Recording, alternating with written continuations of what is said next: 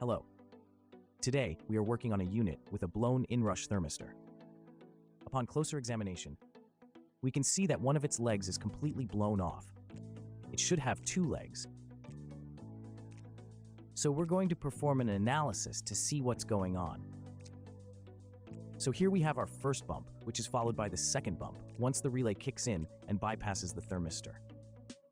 Upon closer observation, we notice some wiggle in the supply of the needle. In many cases, this could qualify as a reason for concern, but having extensive knowledge of this unit, we're not particularly bothered by that potentiality. However, we are concerned with whether or not the bus on the unit is available and functioning. So, we're going to perform a test to check the functionality of the bus, which comes right off of these white connectors.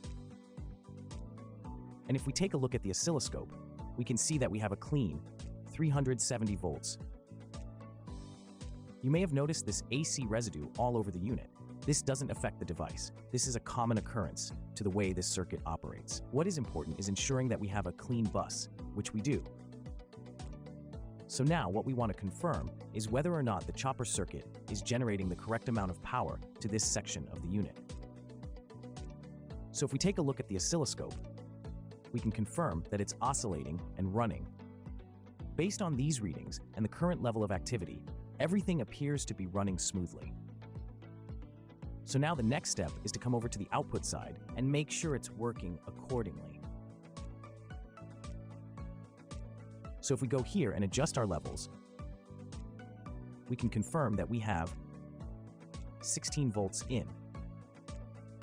And now when we go to the output side of the regulator, we can verify that we have 5 volts out, which mean the unit functioning as well. At this point, it looks like we're good to go.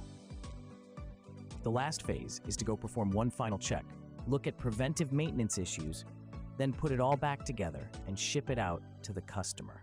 Thank you for watching and subscribe to our channel for more videos.